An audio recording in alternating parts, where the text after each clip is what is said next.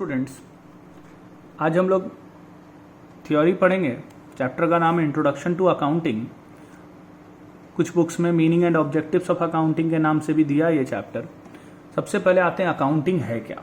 तो ध्यान दीजिए, लिखता है accounting is a systematic process of identifying, measuring, recording, classifying, summarising, interpreting and communicating financial information to the users.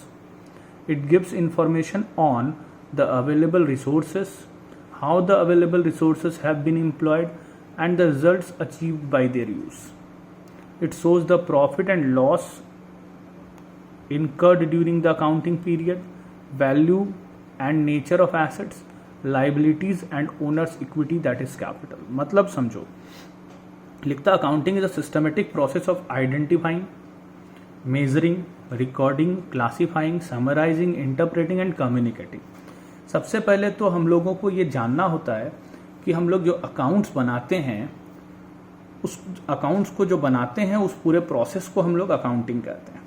अब accounts जो बनाते हैं उसमें कैसे बनाते हैं, तो सबसे पहले तो हम लोगों को फाइनेंशियल इंफॉर्मेशन की ज़रूरत होती है। ठीक है, फाइनेंशियल इंफॉर्मेशन, फाइनेंशियल ट्रांजेक्शन्स को हम लोग रिकॉर्ड करते हैं अकाउंट्स में।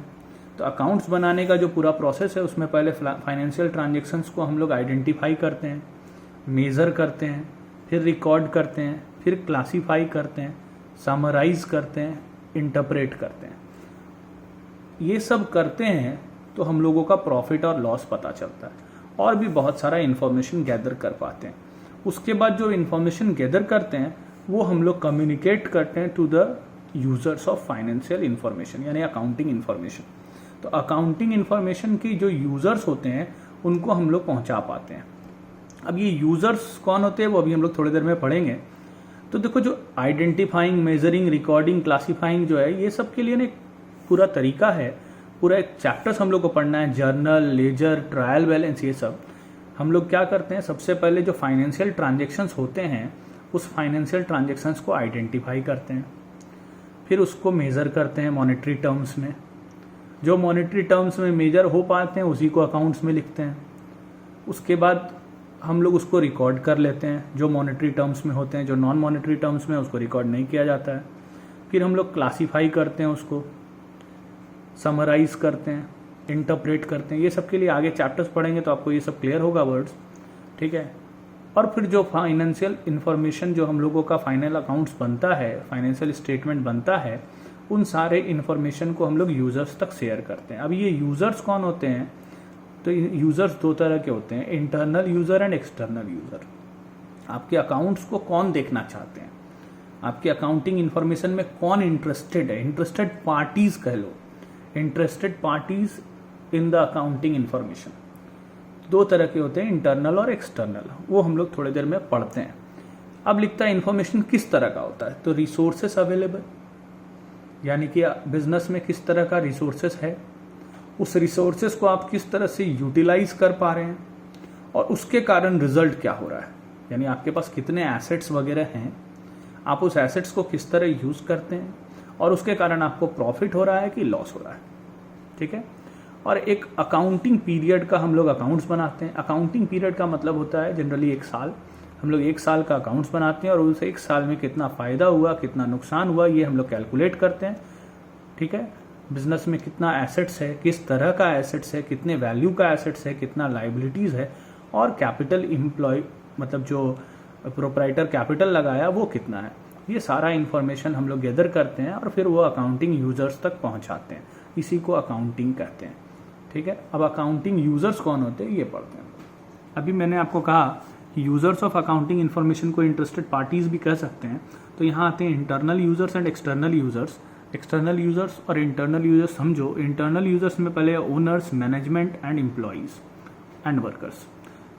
ओनर्स कौन होते हैं, ओनर मतलब होते हैं बिजनेस जो ओन करते हैं, यानी बिजनेसमैन। और बिजनेसमैन को तो समझो सबसे पहले जानना जरूरी है कि बिजनेस कैसा चल रहा है। और बिजनेस कैसा चल रहा है ये पता चलता है अकाउंट्स के द्वारा। जो हम लोग अकाउंट्स बनाते हैं उससे पता चलता है कि बिजनेस कैसा है।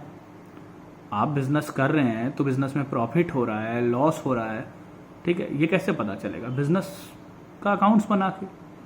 ठीक है। और बिजनेसमैन जरूरी नहीं है कि ओनर एकदम डायरेक्टली बिजनेस में इन्वॉल्व हो, बहुत बड़ा बड़ा बिजनेस होता है, एक ओनर का बहुत सारा बिजनेस हो सकता है, मेरा 10 दुकान हो सकता है, तो हम फुल्ली इन्वॉल्व तो हर जगह हो नहीं सकते हैं।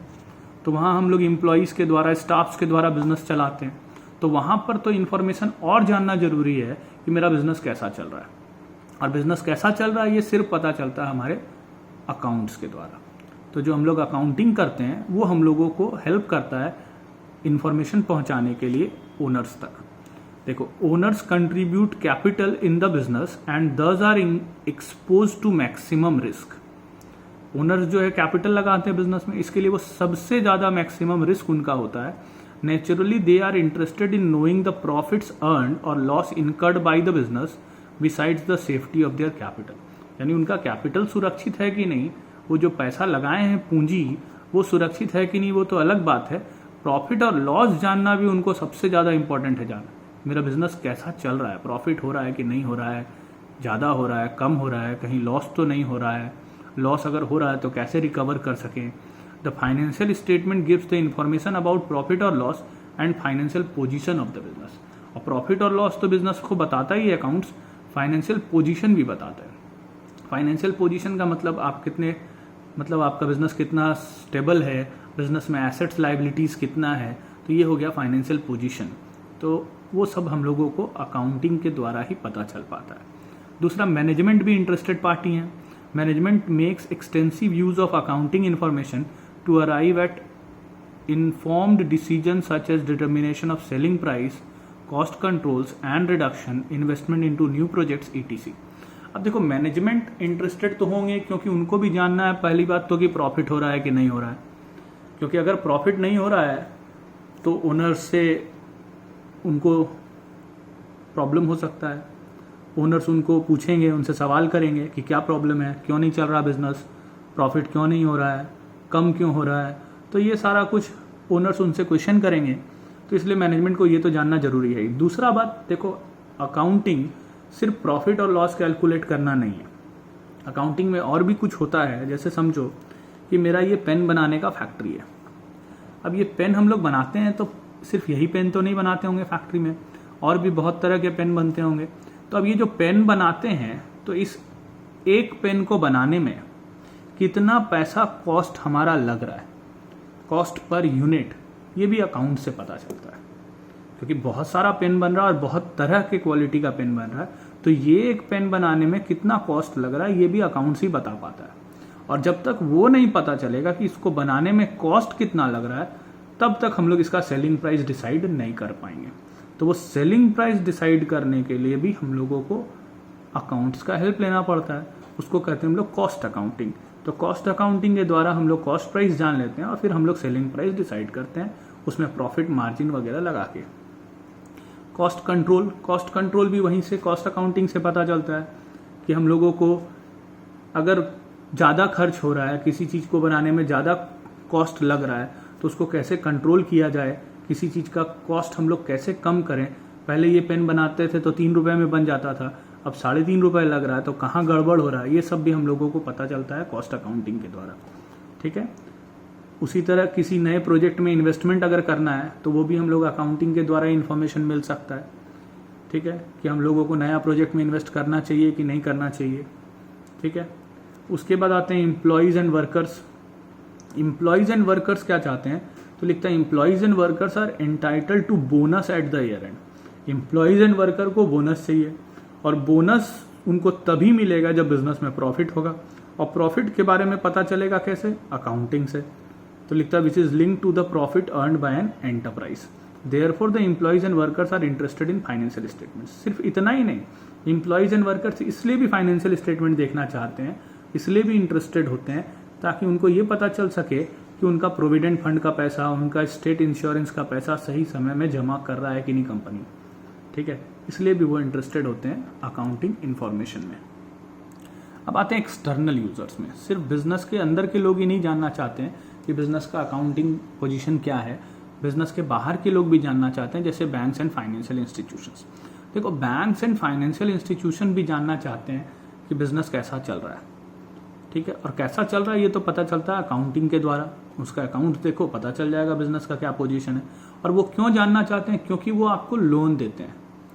तो बैंक्स आपको लोन दिए या कोई फाइनेंशियल इंस्टीट्यूशन आपको लोन दिया, तो वो इस चीज़ के लिए बहुत ज़्यादा इंटरेस्टेड होंगे जानना कि उनका पोजीशन यानी उनके पैसा जो है वो सुरक्षित है कि नहीं, सबसे पहला समय पे इंटरेस्ट मिलता है कि नहीं, और अभी बिजनेस जो बताया था हमको, जो प्रोजेक्ट किया था कि हम इस तरह से ग्रो करेंगे, वो उस तरह से ग्रो कर पा रहा है कि नहीं, वो सब उसके अकाउंटिंग से पता चलता है। देखो लिखता, banks and financial institutions are an essential part of any business as they provide loan to businesses. Normally they watch the performance of the business to know whether it is making progress as projected to ensure the safety and recovery of the loan advanced and payment of interest. They assess it by analyzing the accounting information. ठीक है। उसके बाद आते हैं investors and potential investors. इसको समझो। Investments involves risk and also the investors do not have direct control over the business affairs. Therefore they rely on the accounting information available to them and seek answers to the questions such as what is the earning capacity of the enterprise and how safe is their investments.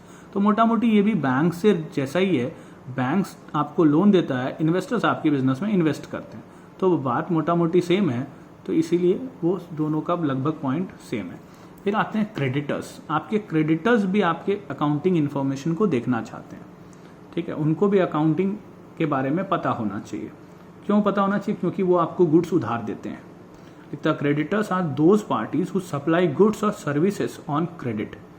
It is a common practice that a large number of supplier remain invested in credit sales before granting credit. Creditors satisfy themselves about the credit worthiness of the business.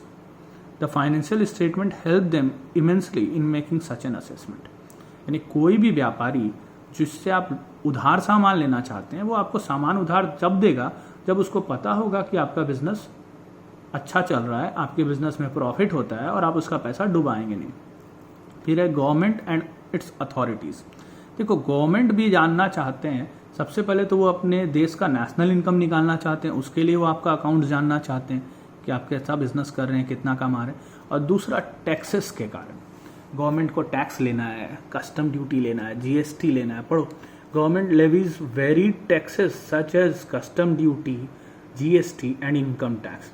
These government authorities assess correct tax dues after an analysis of the financial statements. Researchers भी जानना चाहते हैं अपने research work के कारण कि कोई business किस तरह का चल रहा है और उस बिजनेस का क्या आगे का पोटेंशियल है, कैसे वो फील्ड ग्रो कर सकता है, वो पता चलता है रिसर्चर्स को। फिर आते हैं कंज्यूमर्स। लिखता, consumers require accounting information for establishing good accounting control so that the cost of production may be reduced with the resultant reduction in the prices of products they buy. Sometimes prices of some products are fixed by the government, so it needs accounting information to fix fair prices so that consumers are and producers are not exploited. मतलब क्या है कि consumers जो हैं वो information जानना चाहते हैं ताकि उनको सही प्राइस में सामान मिल सके। ठीक है, कोई बिजनेस बहुत ज़्यादा कमा रहा है, इसका मतलब वो बहुत ज़्यादा प्राइस चार्ज कर रहा है। ठीक है, इस पे गवर्नमेंट भी इंटरवीन करती है और कभी कभी गवर्नमेंट को बहुत बार इंटरवीन करके एक प्राइस फिक्स करना पड़ता है कि इससे ज़्यादा आप नहीं ले सकते हैं। ठीक है, उसके बाद आते हैं पब्लिक। दिखता है they want to see the business running since it make substantial contribution to the economy in many ways. Example, employment of people, patronage to suppliers. Thus, financial accounting provides useful information to various user groups for decision making. ठीक है, तो देखो ये सब बहुत खास नहीं है, यहाँ तक आप थोड़ा ध्यान रखना। ये इंटरनल यूजर्स में ये 3 और एक्सटर्नल यूजर्स में ये 4। ठीक है, बाकी इधर कोई खास नहीं है। रिसर्चर्स, कंज्यूमर, पब्लिक आप छोड़ सकते हैं। ठीक है, आज इतना रहने देते हैं, बाकी हम लोग इसी चैप्टर में आगे नेक्स्ट क्लास पढ़ेंगे।